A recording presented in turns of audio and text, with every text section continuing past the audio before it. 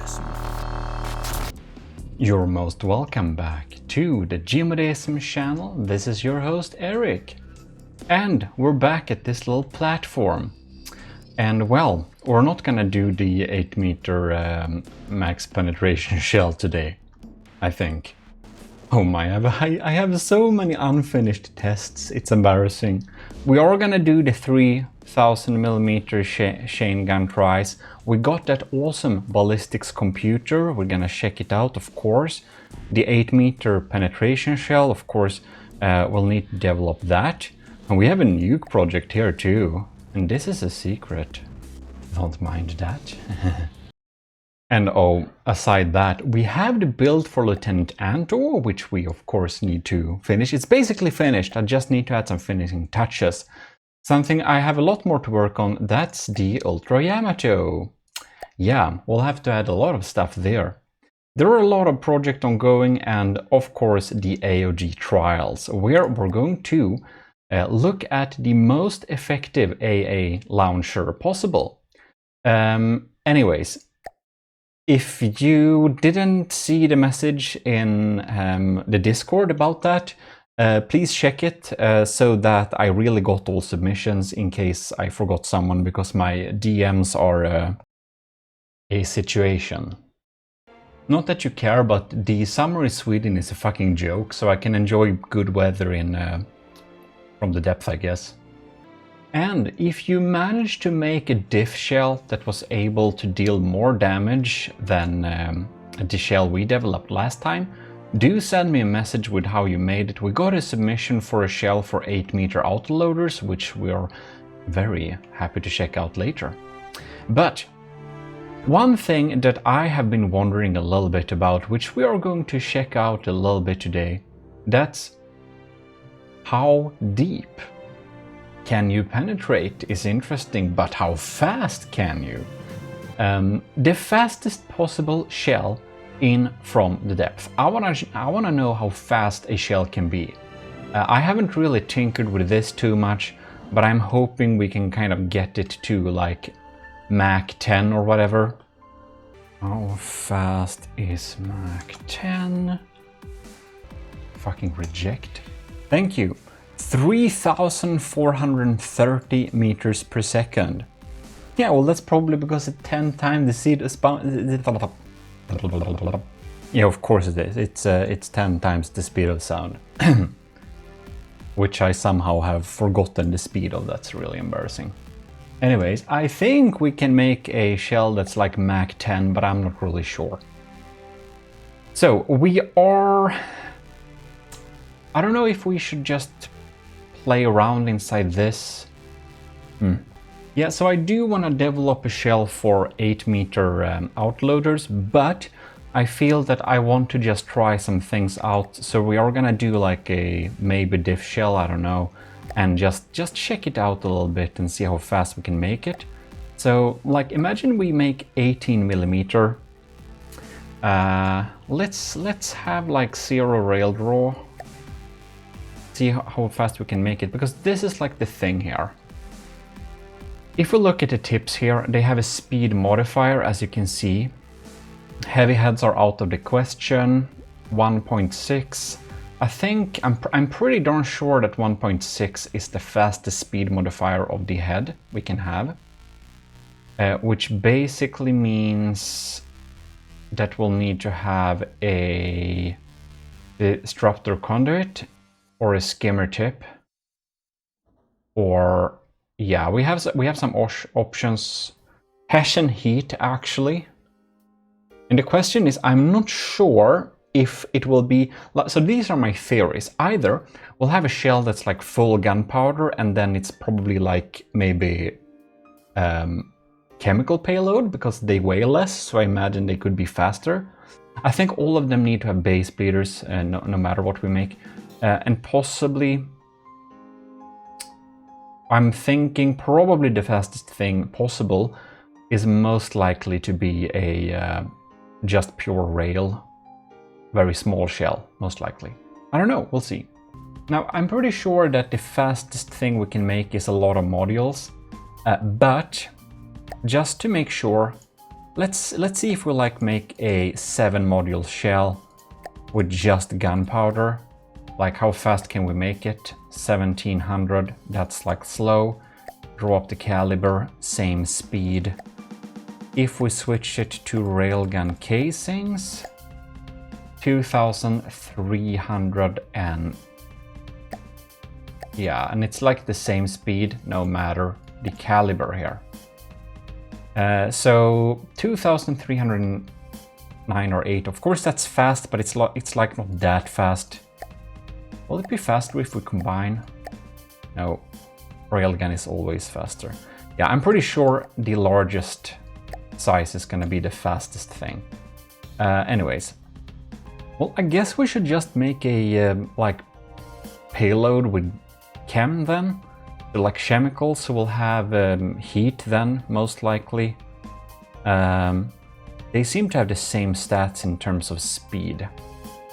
So if we just have a shaped charge and have gunpowder casings, we can get it up to 2200. That's not very fast. And like the base bleeder will increase the speed by an extra, like, is it like 15%-ish, I think? Right, so 2088. That's like slower. So we suffer from the gunpowder. Well, let's see if we need to add a base bleeder later, probably. So we'll have 20 modules. That's what we need. And having this here, obviously not great. If we put up rail draw, we can just get it up 300 meters per second extra. If we instead have railgun casing, oh yeah, look at that. 3286. Okay, we're getting somewhere. Let's see here. 2400. Oh yeah, look at that. We can get it to Mach 10. Let's just see if we can like consistently add. Yeah, 3741. Okay, so if I draw this up to like a big 500 millimeter, 3741, 3741, it's the same. Okay, so that's interesting. Looks like gunpowder just won't help here. It just makes it slower. Railgun casing is the thing to have here. That's where we can use it. So now this is very light. Just for testing, what happens if we do a hash instead? We got the same. And if we instead swap it to a slower shell, like, I don't know, a heavy head, because it has a speed modifier that's slower, yeah. But I suppose it can draw more rail, can it not? If we have like a heavy head instead. No? Actually not. I actually thought that the heavy head were able to pick up some rail. What if it's an armor piercing then?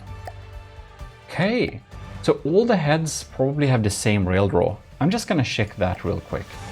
Yeah, the 1.61 are all 3741 and the 1.45 like heavy head are 3390.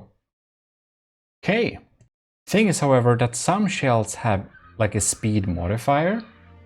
You can see here we have like a stabilizer fin body. We got a inertial fuse and stuff like this.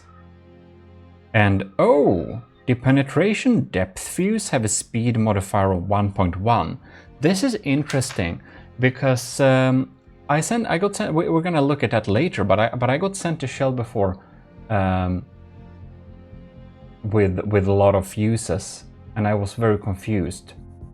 Interesting. So if we check all of this, we have some different stats here. That's interesting. What happens if we like have just a penetration depth fuse, because this is a tiny piece. Like this is small. Oh, we can't roll it up that much. What if we like have a armor-piercing head then, and then just a tiny little penetration depth fuse, I wonder. Oh, it's slower. That's sad. In big calibers. Oh, it's not the same here. This is interesting. So here it actually gets faster when we're boosting up the length here.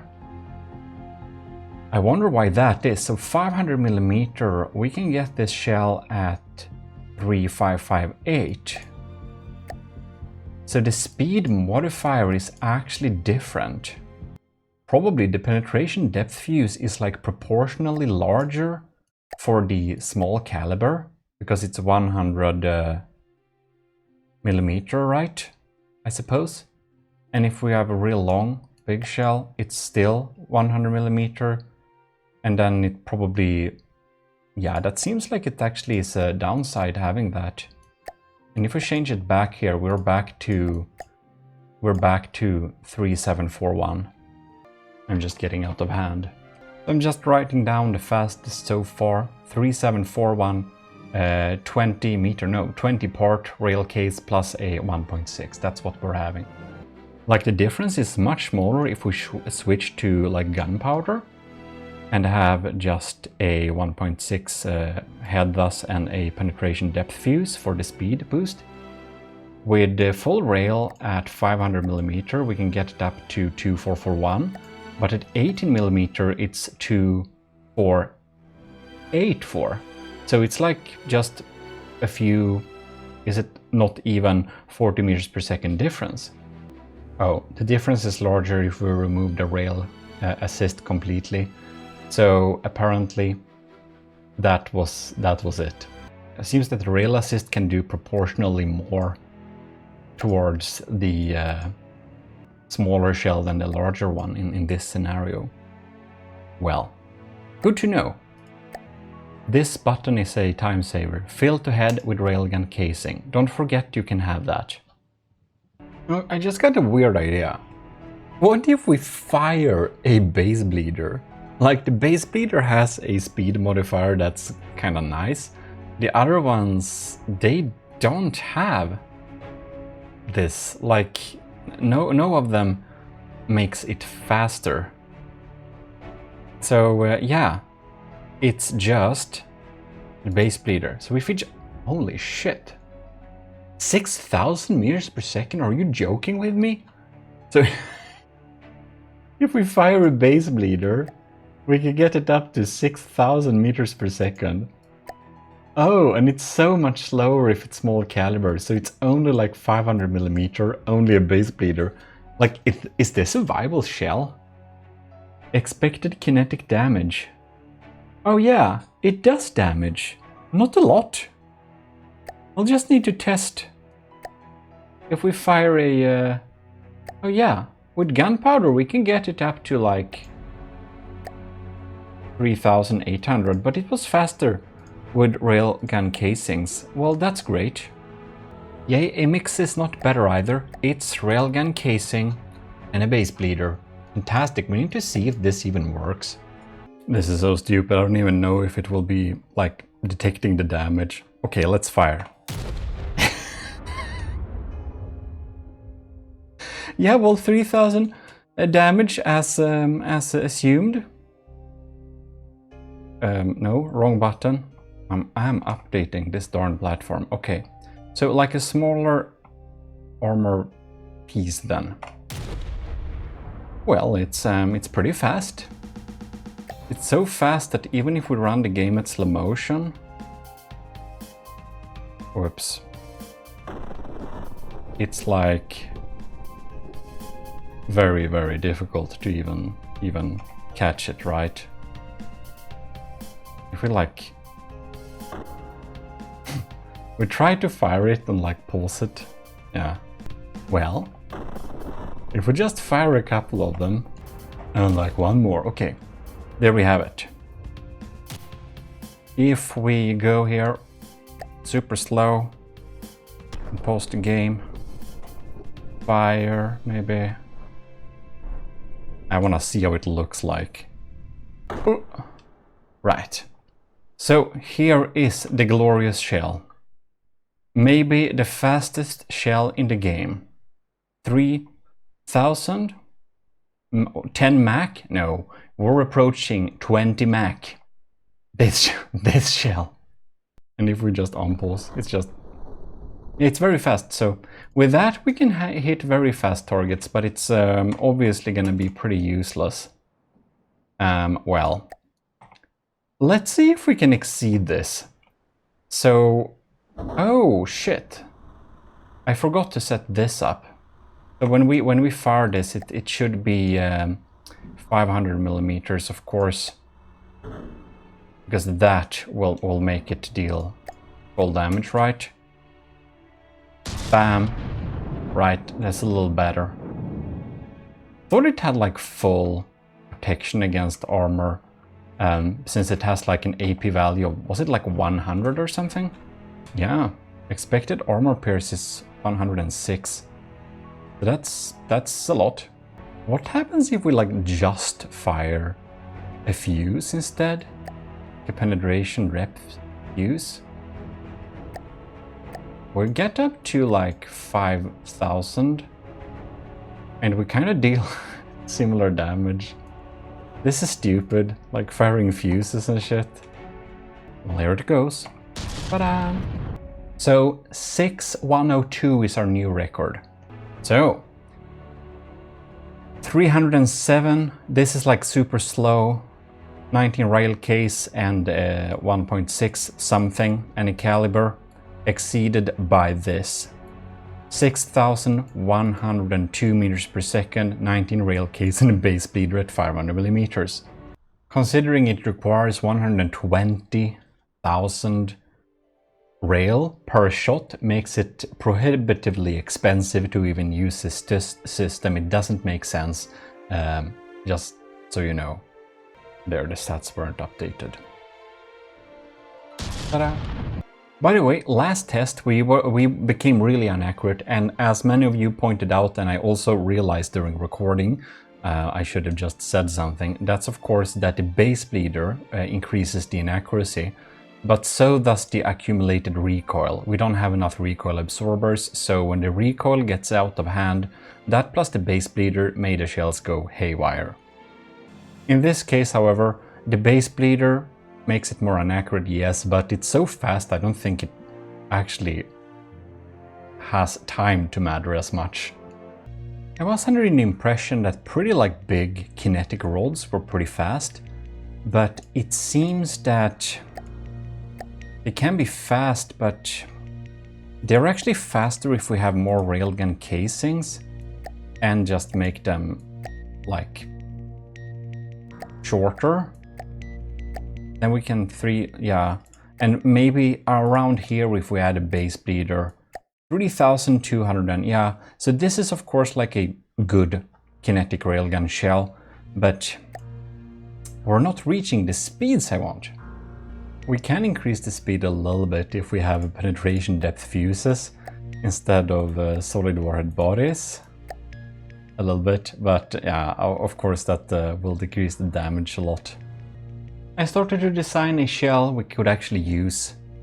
Railgun casing, 415 millimeters, where we have it's just a pure railgun, armor piercing head and a base bleeder.